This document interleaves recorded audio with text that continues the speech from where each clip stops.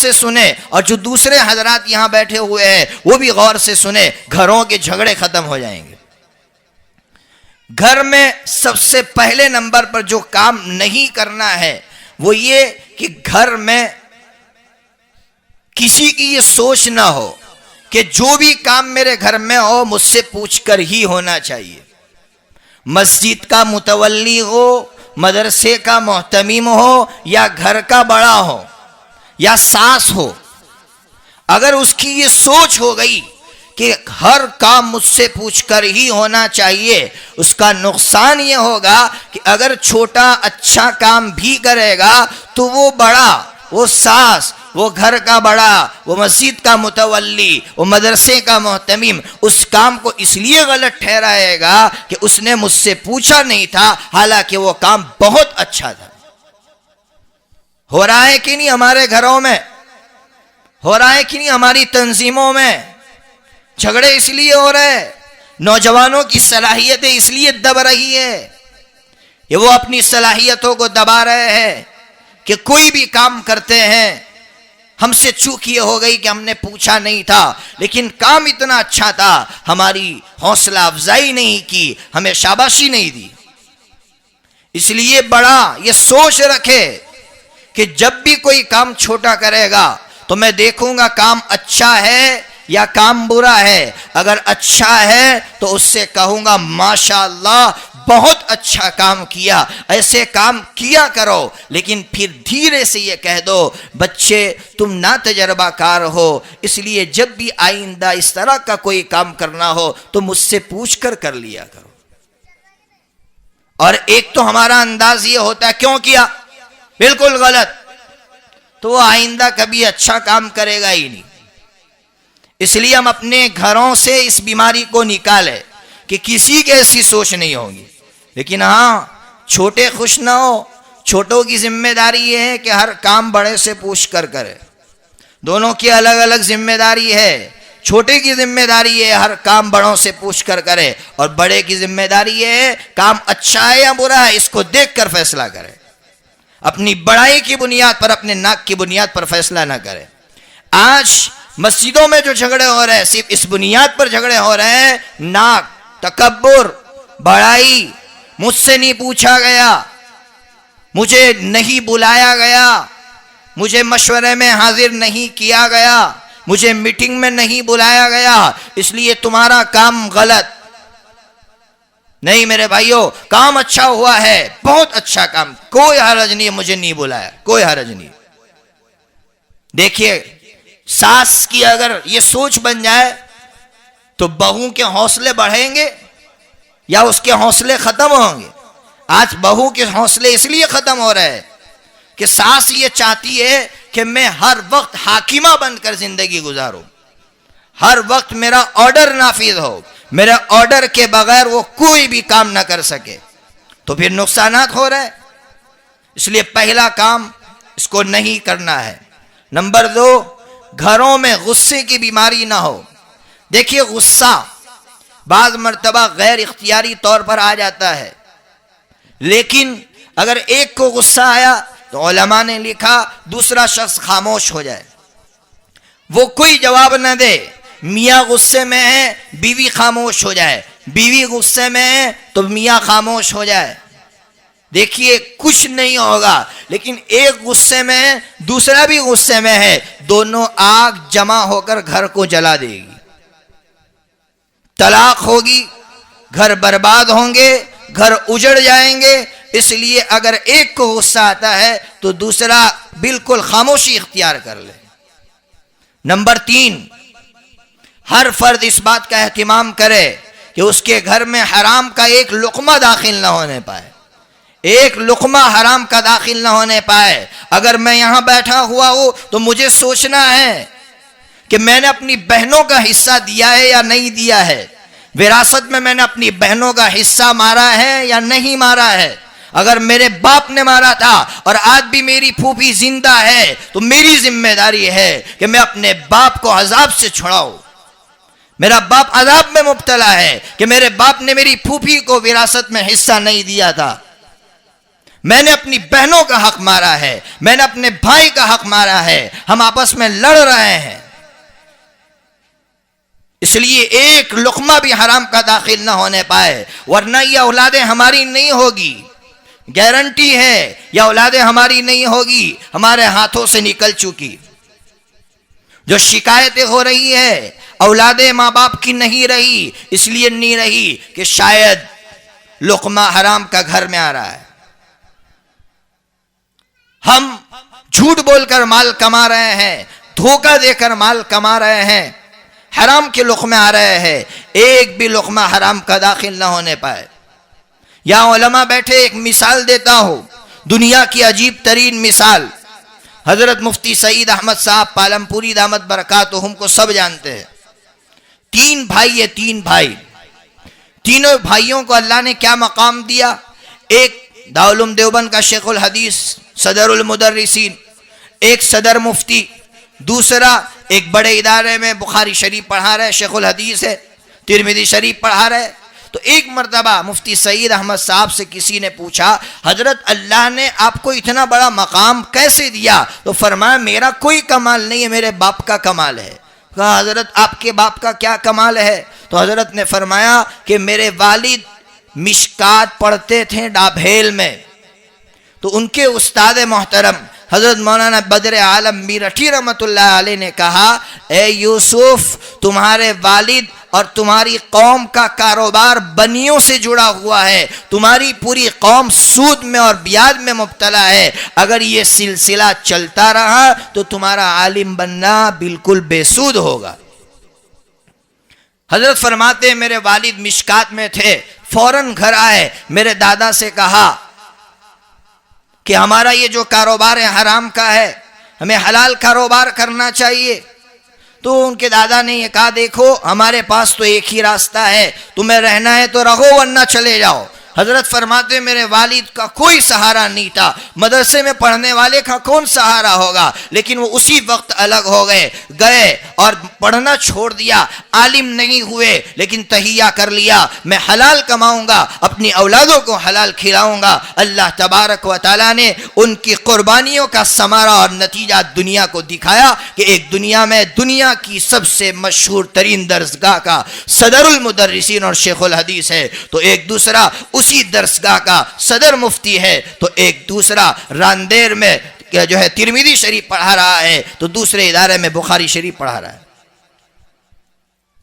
ہم حلال روزی کمائیں، اس کا اہتمام کریں۔ نمبر 4، گھر کے کسی فرد کا تعلق حرام کا نہ ہو۔ کیا مطلب؟ حرام کا نہ ہو، کسی مرد کا تعلق کسی اجنبی عورت سے نہ ہو، اور کسی عورت کا اجنبی مرد سے تعلق نہ ہو۔ آج ہمارے گھروں میں جو جھگڑے ہو رہے ہیں، بیوی شوہر سے اس لیے ناراض ہے کہ میاں کا تعلق اجنبی عورت سے ہے، یا شوہر اپنی بیوی سے اس لیے ناراض ہے کہ بیوی کی آنکھیں دوسروں سے لگی ہوئی ہے۔ گھر تباہ ہو رہے ہیں۔ قرآن کریم کہہ رہا ہے کہ عورت کی سب سے بڑی خوبی کیا ہے؟ قرآن کہہ رہا ہے وَعِندَهُمْ قَاصِرَاتُ الطَّرْفِ عِينٌ۔ حوروں کی جو خوبیاں بیان کی گئی ہے قرآن کریم میں، وہ خوبی یہ بیان کی گئی ہے کہ ان کو ان کی نگاہوں میں صرف ایک ہی شخص جچتا ہے، وہ کون؟ ان کا شوہر۔ اس کو اپنے شوہر کے سوا کوئی اچھا نہ لگے، اسی طرح مرد کو اپنی بیوی کے سوا کوئی اچھا نہ لگے۔ اگر یہ صفت ہر مرد اور عورت میں پیدا ہو گئی، گھروں سے فتنے ختم ہو جائیں گے، بد نظریاں ختم ہو جائیں گی، حرام تعلقات ختم ہو جائیں گے، زنا ختم ہو جائیں گے۔ اس لیے چوتھے نمبر پر حرام تعلق نہ ہو۔ نمبر 5، ہمارے معاشرے اور گھر میں ظلم نہ ہو رہا ہو۔ کیا مطلب ظلم نہ ہو رہا ہو؟ اگر بہو ہے تو ساس پر ظلم نہ کر رہی ہو، اور ساس ہے تو بہو پر ظلم نہ کر رہی ہو، میاں ہے اپنی بیوی پر ظلم نہ کر رہا ہو، اور بیوی ہے تو اپنے شوہر پر ظلم نہ کر رہی ہو۔ آج اچھے اچھے گھروں میں ظلم ہو رہا ہے۔ سب سے بڑا ظلم یہ ہے ہمارے معاشرے میں کہ آنے والی لڑکی کو ہم نے اب تک اپنی بیٹی نہیں مانا، اب تک ہم نے اپنی بیٹی نہیں مانا۔ یہ سب سے بڑی خرابی ہے ہمارے معاشرے کی. ہم اس کو اپنا رہے ہیں تو ہم اپنی بیٹی سمجھ کر اپنا رہے ہیں, اسی لیے اس کا نقصان یہ ہو رہا ہے. بہو معمولی غلطی کرتی ہے تو نقصان یہ ہوتا ہے کہ ساس اس کی غلطی کو پھیلاتی ہے, دنیا کے سامنے بولتی ہے, گھر گھر میں جا کر بولتی ہے, لیکن اگر اسی کی بچی کوئی غلطی کرتی ہے تو چھپاتی ہے. یہ کیوں ہو رہا ہے؟ اس لیے ہو رہا ہے کہ آنے والی بچی کو ہم نے اپنی بچی نہیں سمجھا, اس کی غلطی کو پھیلا رہے ہیں اور اپنی بچی کی غلطی کو چھپا رہے ہیں. ایسا ہرگز نہ ہو, اس کو اپنی بچی سمجھے, اگر اس سے غلطی ہو رہی ہے خوب سمجھائے. ظلم نہ ہو کسی صنف نازک پر, ظلم نہ ہو, شوہر ظلم نہ کر رہا ہو اپنی بیوی پر. بہت سے شوہر کماتے نہیں ہیں, اپنی بیویوں پر ظلم کرتے ہیں, بیویوں کو کمانا پڑتا ہے. اس سے بڑا ظلم اور کیا ہو سکتا ہے کہ ہماری بیوی دوسروں کے گھروں میں جا جا کر برتن مانج رہی ہے. اس سے بڑا بے غیرت انسان کا کیا ہو سکتا ہے؟ اس لیے بیوی پر ظلم نہ کرے اور بیوی اپنے شوہر پر ظلم نہ کرے. میں ایک کتاب لایا ہوں کہ میاں کو بیوی کے ساتھ کس طرح رہنا چاہیے اور بیوی کو شوہر کے ساتھ کس طرح رہنا چاہیے, ساس کو بہو کے ساتھ, بہو کو ساس کے ساتھ کس طرح رہنا چاہیے. ہمارے معاشرے میں ہم جو رہ رہے ہیں وہ کس طرح سے رہ رہے ہیں اور شریعت کس طرح کا مطالبہ ہم سے کرتی ہے. اس لیے ہمارے گھروں میں ظلم نہ ہو. نمبر 6, بدگمانی ہمارے معاشرے میں نہ ہو. کس کو کہتے بدگمانی؟ بدگمانی کہتے ہیں کسی نے مجھے آ کر کہا کہ فلاں آدمی ایسا ہے, مثال کے طور پر وہ زانی ہے, وہ شرابی ہے, تو میرے اور آپ کی عادت ایسی ہو گئی ہے فوراً میں فیصلہ کر دیتا ہوں, رائے قائم کر دیتا ہوں اس کے بارے میں کہ ہاں وہ تو ویسے ہی ہے, وہ زانی ہے, وہ شرابی ہے, حالانکہ نہ میں نے اپنی آنکھوں سے دیکھا ہے نہ میں نے اپنے کانوں سے سنا ہے اس طرح کی بات, لیکن کسی کی بات پر میں فیصلہ کر دیتا ہوں اور فلاں کے بارے میں میں بدگمان ہو جاتا ہوں. یہ آج ہمارے معاشرے میں عام ہو گئی ہے بیماری کہ آج کوئی تیسرا آدمی آ کر کسی سے کہہ دیتا ہے تو ہم فوراً اس سے بدظن ہو جاتے. اصول بنائیے اپنی زندگی کا کہ نہیں, جب تک میں اپنی آنکھوں سے نہیں دیکھوں گا اس وقت تک میں کوئی رائے اور فیصلہ نہیں کروں گا. بلکہ یہ سوچ بنائیے کہ اس طرح کے فسادی لوگ جو آ کر گھروں میں تباہی پیدا کرنا چاہتے ہیں, اس طرح کے فسادی لوگ ہمارے پاس آئے ہی نہیں. مزاج بنا لو کہ بھائی میں اس طرح کا شخص نہیں ہوں کہ کسی کے بارے میں اس طرح کی غلط بات سن سکو, آئندہ خبردار میرے پاس آ کر ایسی بات کی. اس طرح کے فسادی ختم ہو جائیں گے. جو مزے لیتے ہیں وہ مزے لینے والے ختم ہو جائیں گے. اور دوسرے نمبر پر اگر میں اپنی آنکھ سے دیکھ رہا ہوں تو کس طرح کام کرنا ہے وہ کام کا نہج بتا رہا ہوں. اگر میں اپنی آنکھ سے دیکھ رہا ہوں کہ فلاں گناہ کر رہا ہے تو علماء نے عجیب بات لکھی. حضرت مولانا نذیر میاں رحمۃ اللہ علیہ نے اپنے ملفوظات میں ایک عجیب بات بیان فرمائی ہے. حضرت فرماتے ہیں کہ ہمارے معاشرے میں خرابی یہ ہے کہ کوئی گناہ کر رہا ہو اور عین گناہ میں مبتلا ہو, اسی وقت ہم اس کو سب کے سامنے ڈانٹ دیتے ہیں. کہ مثال کے طور پر وہ نماز نہیں پڑھتا, راستے میں ملا تو 2-3 آدمی کھڑے تھے, ہم نے کہہ دیا نماز نہیں پڑھتا ہے, نمازوں میں نہیں آتا ہے, سب کے سامنے ہم اس کو ڈانٹ دیتے ہیں. یا وہ کوئی غلط کام کر رہا ہے, کسی شراب پی رہا مثال کے طور پر, ہم اسی وقت اس کو ڈانٹنے لگے تو حضرت فرماتے ہیں تمہارا ڈانٹنا کبھی بھی مفید ثابت نہیں ہوگا. اس کے لیے حضرت نے فرمایا بہترین حل یہ ہے کہ آپ اسی وقت اس کو چھوڑ دیجئے, آپ جائیے مسجد میں یا جائیے گھر پر 2 رکعت نماز پڑھیے, آنسو بہائیے اللہ کے سامنے کہ اللہ یہ بھی میرا بھائی ہے, اللہ یہ شراب کی طرف جا رہا ہے, اللہ یہ زنا کی طرف جا رہا ہے, اللہ یہ برباد ہو جائے گا, اللہ مجھے ذریعے کے طور پر قبول فرما دیجئے کہ ہدایت کا میں ذریعہ بن جاؤ. پھر جائیے آپ اس کے بعد, جب وہ نشے میں نہیں ہے, جب وہ اس گناہ میں نہیں ہے, آپ جائیں گے, آپ 2 بات کریں گے, آپ کی بات وہ قبول کرے گا. آج ہم دیکھ رہے کہ ہم جاتے ہیں بات کرتے, کوئی ہماری بات کو قبول نہیں کرتا, یا تو اس کی وجہ یہ ہے کہ ہم عین گناہ کے وقت اس کو ڈانٹتے ہیں, یا دوسری وجہ یہ ہے کہ ہم 2 رکعت پڑھ کر اللہ سے مانگتے نہیں ہیں. اس لیے ان 6 کاموں کو نہیں کرنا ہے. میں دوبارہ کہہ رہا ہوں کن کن کاموں کو نہیں کرنا ہے. نمبر 1، کسی کی یہ سوچ نہ ہو کہ ہر کام مجھ سے پوچھ کر ہو. نمبر 2، ہمارے معاشرے میں غصہ نہ ہو. نمبر 3، حرام کا لقمہ ہمارے گھر میں داخل نہ ہونے پائے. نمبر 4، حرام تعلق نہ ہو. نمبر 5، ہمارے معاشرے میں یہ جو ظلم ہو رہا ہے وہ ظلم ختم ہو جائے. اور نمبر 6، یہ جو بدگمانیاں ہو رہی ہے ایک دوسرے کے بارے میں، یہ بدگمانیاں ختم ہو جائے.